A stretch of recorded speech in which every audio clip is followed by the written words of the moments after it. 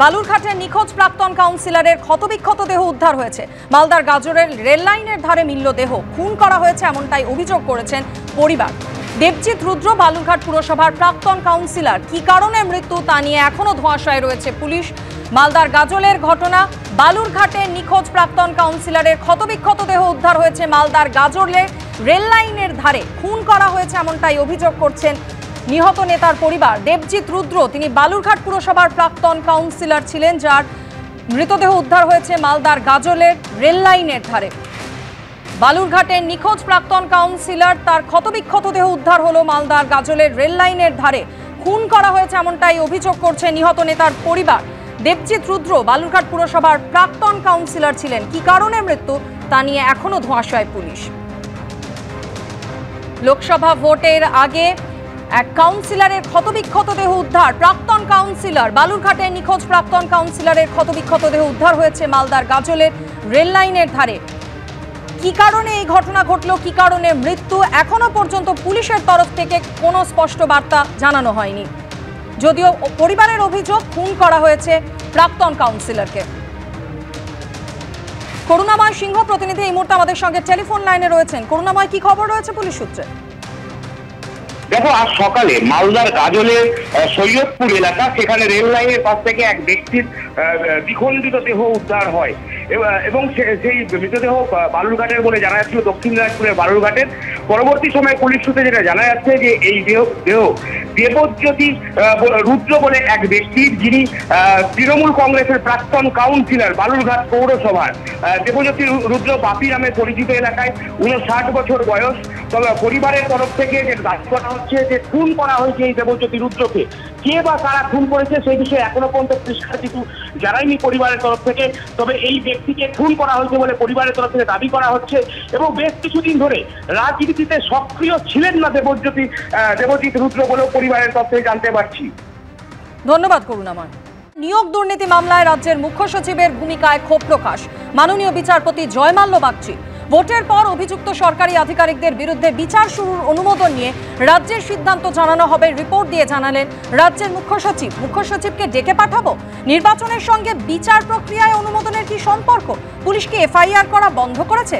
তদন্ত বন্ধ আছে? মাননীয় বিচারপতি এই প্রশ্ন করেছেন। আপনাদের বিলাসিতার জন্য তদন্তকারী সংস্থা বসে থাকবে, এই প্রশ্নও আজ করেন মাননীয় বিচারপতি। মুখ্য সচিবকে এই সিদ্ধান্ত নিতেই হবে, হয়তো সিদ্ধান্তের কারণে কোনো রাজনৈতিক দলের কাছে তিনি অপ্রিয় হয়ে যাবেন। পর্যবেক্ষণ মাননীয় বিচারপতির। এই বিষয় নিয়ে বিস্তারিত জানতে কথা বলে নেব। আমাদের সঙ্গে রয়েছেন প্রতিনিধি রাজস্বী দত্তগুপ্ত। রাজস্বী, 2022 সালের নভেম্বর মাসে মুখ্য সচিবের কাছে এই সংক্রান্ত অনুমোদন চায় কেন্দ্রীয় তদন্তকারী সংস্থা সিবিআই, অর্থাৎ 4 মাসের বেশি সময় অতিক্রান্ত। ইতিমধ্যেই আমরা দেখেছি দুবার আদালত ক্ষোভ প্রকাশ করেছে, কিন্তু এখনো পর্যন্ত সেই অনুমোদন দেওয়ার প্রক্রিয়া শুরু করা গেল না।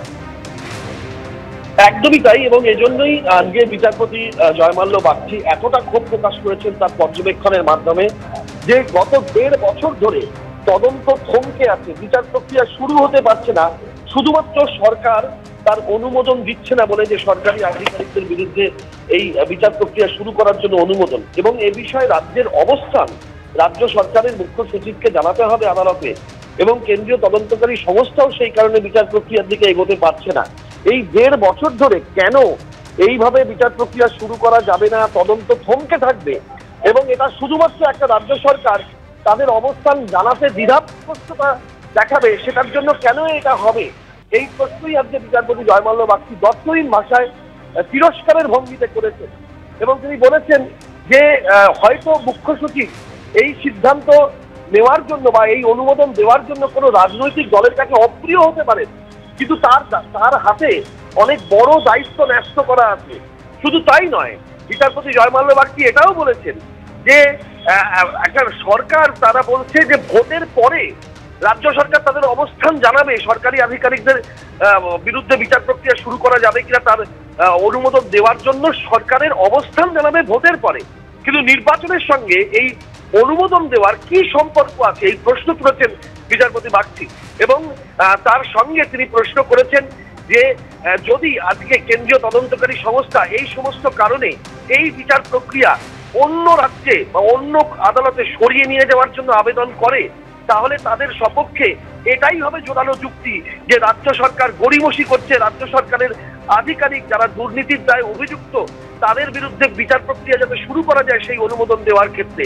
এইভাবে পরতে পরতে তিনি প্রশ্ন তুলেছেন, প্রশ্ন করেছেন এবং বলেছেন তৃতীয়বার সময় দেওয়া হলো এই নিয়ে গত 1.5 বছরে।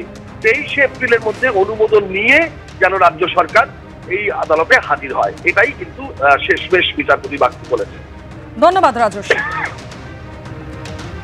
অর্থাৎ নিয়োগ দুর্নীতি মামলায় রাজ্যের মুখ্য সচিবের ভূমিকায় ফের একবার ক্ষোভ প্রকাশ করলেন মাননীয় বিচারপতি জয়মাল্য বাগচি। আপনাদের মনে থাকবে 2022 সালের নভেম্বর মাসে মুখ্য সচিবের থেকে এই সংক্রান্ত অনুমোদন চায় সিবিআই।